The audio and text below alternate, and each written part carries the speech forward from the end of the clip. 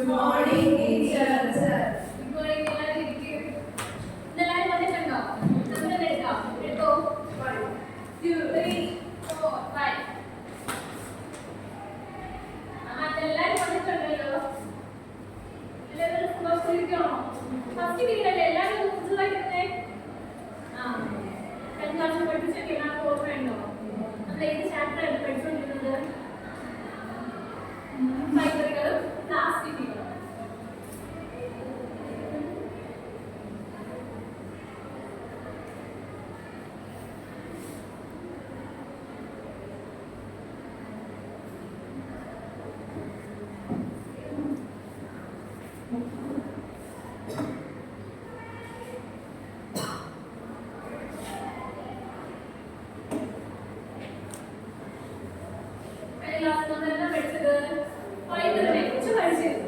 നമ്മൾ പുതിയൊരു വിഷയം പഠിക്കാൻ പോകുന്നത്. പഠിക്കാം. അപ്പൊ നോക്കിക്കേ, അവിടെ ഇങ്ങനെ ഡസ്റ്റ്ബിൻ എല്ലാവരും കണ്ടോ? എന്തുകൊണ്ടാണ് നിർമ്മിച്ചിരിക്കുന്നത്? പ്ലാസ്റ്റിക്. അതെ, പ്ലാസ്റ്റിക് കൊണ്ടാണ് ഡസ്റ്റ്ബിൻ നിർമ്മിച്ചിരിക്കുന്നത്. പ്ലാസ്റ്റിക് കൊണ്ട് വേറെ എന്തൊക്കെ നിർമ്മിച്ചിട്ടുണ്ട്? അത് പറയാൻ വേണ്ടിയിരിക്കുന്നത്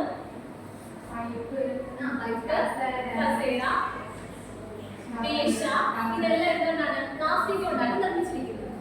ഇതുപോലെ അപ്പൊ നമ്മൾ പഠിക്കാൻ പോകുന്നത് പ്ലാസ്റ്റിക്കുകളെ കുറിച്ചാണ്. പ്ലാസ്റ്റിക് നിർമ്മിതമായ വസ്തുക്കൾ ഏതൊക്കെയാണ്? മേശ, കസേര, പൈപ്പ്,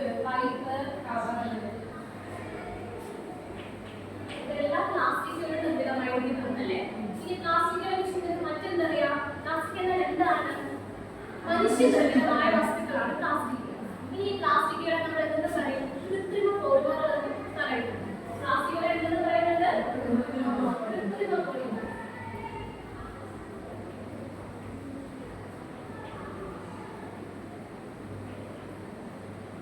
പ്ലാസ്റ്റിക്കുകൾ എന്നാൽ കൃത്രിമ പോളിമറുകളാണ് ആണല്ലോ. ഇനി എന്താണ് പ്ലാസ്റ്റിക്കുകളുടെ പ്രത്യേകത? നമ്മൾ എപ്പോഴും പ്ലാസ്റ്റിക്കുകളുള്ള കളിപ്പാട്ടങ്ങൾ ഉപയോഗിക്കാറുണ്ട്, ചീപ്പ് ഉപയോഗിക്കാറുണ്ട്, അങ്ങനെ പലതരത്തിലുള്ള വസ്തുക്കളോട് പ്ലാസ്റ്റിക് ഉപയോഗിക്കാറുണ്ട്. ഇവിടെ ഉപയോഗിക്കുന്ന പ്രത്യേകത എന്തൊക്കെയാണെന്ന് അറിയാമോ?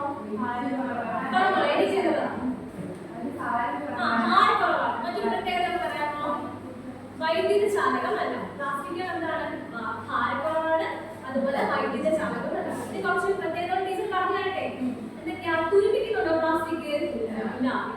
രാസമാറ്റങ്ങൾ അല്ലെങ്കിൽ രാസപ്രവർത്തനങ്ങൾ ഒന്നും തന്നെ എന്ത് ഏർപ്പെടുന്നില്ല? പ്ലാസ്റ്റിക്കുകൾ ഏർപ്പെടുന്നില്ല.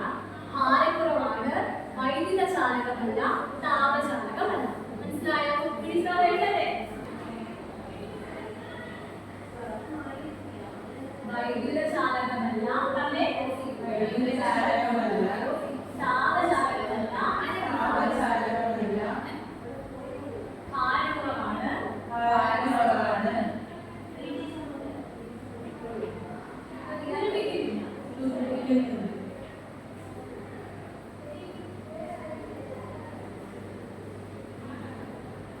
ഇത്രയുമാണ് പ്ലാസ്റ്റിക്കിന്റെ പ്രത്യേകത അല്ലേ?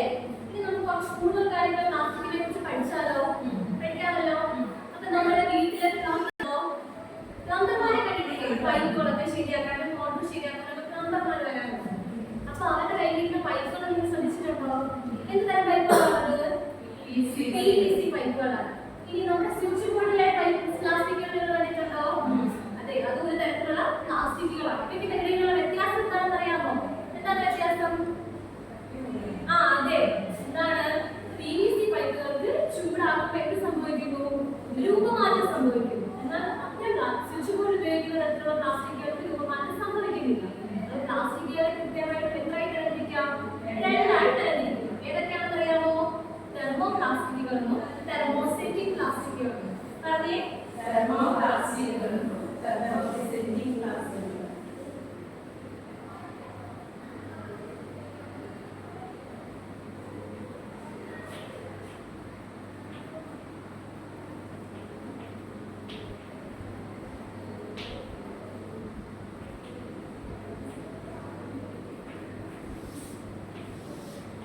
പ്ലാസ്റ്റിക്കുകളെ നമ്മൾ രണ്ടായി തരംതിരിക്കുന്നു. തെർമോ പ്ലാസ്റ്റിക്കുകളെന്നും തെർമോസെറ്റിക് പ്ലാസ്റ്റിക്കുകൾ. നമുക്ക് ഇവരുടെ പ്രത്യേകത എന്തൊക്കെയാണെന്ന് നോക്കാം. അപ്പൊ നമ്മൾ ആദ്യം പറഞ്ഞ ഉദാഹരണം എന്തായിരുന്നു? PVC പൈപ്പിന്റെ കാര്യം. PVC പൈപ്പ് പറഞ്ഞപ്പോൾ എന്താ പറഞ്ഞത്? ചൂടാകുമ്പോൾ അതിനെന്ത് സംഭവിച്ചു? രൂപമാറ്റം സംഭവിച്ചു. അത്രയേ ഉള്ളൂ. PVC പൈപ്പ് എന്ന് പറയുന്നത് ഒരു തെർമോപ്ലാസ്റ്റിക്കിന് ഉദാഹരണമാണ്. അതായത് ചൂടാക്കുമ്പോൾ രൂപമാറ്റം സംഭവിക്കുകയും അല്ലെങ്കിൽ മൃദുവാകുകയും വീണ്ടും ചൂടാക്കുമ്പോൾ അല്ലെങ്കിൽ തണുക്കുമ്പോൾ എന്ത് സംഭവിക്കും? ദൃഢമാവുകയും ചെയ്യും. പക്ഷെ അത് സ്ഥിരമായിട്ടാണോ ദൃഢമാകുന്നത്? അല്ല. പ്ലാസ്റ്റിക്കുകൾ എത്ര തരമാണുള്ളത്? ഏതൊക്കെയാണെന്ന് പറഞ്ഞേ? ഏതൊക്കെ തരത്തിലുള്ള പ്ലാസ്റ്റിക്കുകളാണുള്ളത്? തെർമോപ്ലാസ്റ്റിക്കും തെർമോസെറ്റിക് പ്ലാസ്റ്റിക്. ഇനി നമുക്ക് അവയുടെ പ്രത്യേകതകൾ നോക്കിയാലോ? തെർമോപ്ലാസ്റ്റിക് എന്ന് പറയും. തെർമോപ്ലാസ്റ്റിക്കിന്റെ ഒരു ഉദാഹരണമാണ് നമ്മൾ നേരത്തെ പറഞ്ഞത് PVC പൈപ്പ് ആണല്ലോ. അവയുടെ പ്രത്യേകത ടീച്ചർ പറഞ്ഞു തരാം. എന്താണ്? ചൂടാക്കുമ്പോൾ മൃദുവാകുകയും തണുപ്പിക്കുമ്പോൾ ദൃഢമാവുകയും ചെയ്യും. എന്താണ്?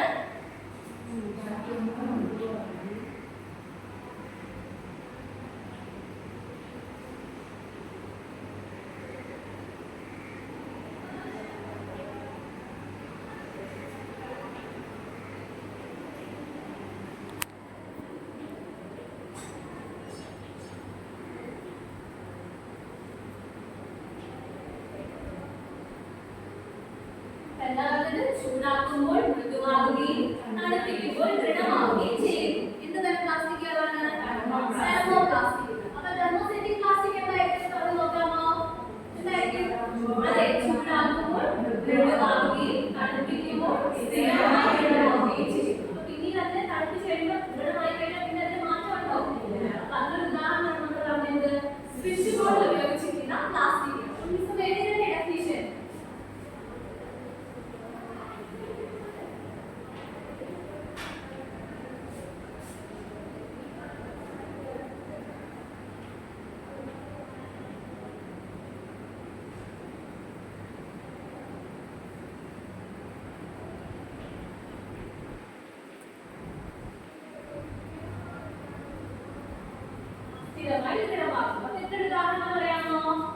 ഉദാഹരണമാണ് ബേക്കലൈറ്റ്. അതായത് നമ്മള് വാഷിംഗ് മെഷീനൊക്കെ ഉപയോഗിക്കുന്ന പ്ലാസ്റ്റിക്കുകൾ, ഈ സ്വിച്ച് ബോർഡ് ഉപയോഗിക്കുന്ന പ്ലാസ്റ്റിക്കുകൾ, ഇതെല്ലാം തെർമോസെറ്റിക് പ്ലാസ്റ്റിക്കുകൾക്ക് ഉദാഹരണമാണ്.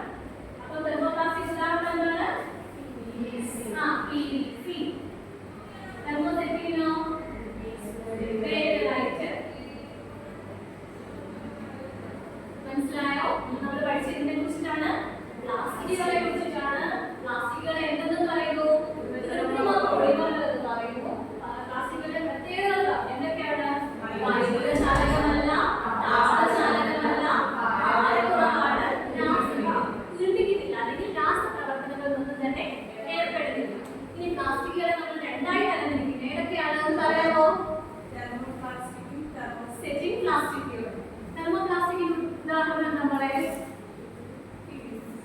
PVC. തെർമോസെറ്റിക് പ്ലാസ്റ്റിക്കിന് ഉദാഹരണം എന്താ? ബേക്കലൈറ്റ്. തെർമോപ്ലാസ്റ്റിക് എന്ന് പറഞ്ഞാൽ എന്താണ്? തെർമോപ്ലാസ്റ്റിക് എന്ന് പറഞ്ഞാൽ എന്താണ്? ചൂടാകുമ്പോൾ മൃദുവാകുകയും തണുപ്പിക്കുമ്പോൾ ദൃഢമാവുകയും ചെയ്യും. അപ്പൊ അവയ്ക്ക് എന്താണ്? ചൂടാക്കി കഴിയുമ്പോൾ മൃദുവാകുന്നുണ്ട്, തണുപ്പിച്ച് കഴിയുമ്പോൾ ദൃഢമാവുന്നെങ്കിൽ നമുക്ക് പിന്നെ അതിനെ എന്ത് ചെയ്യാം? മാറ്റം വരുത്താം. പക്ഷെ തെർമോസെറ്റിക് പ്ലാസ്റ്റിക്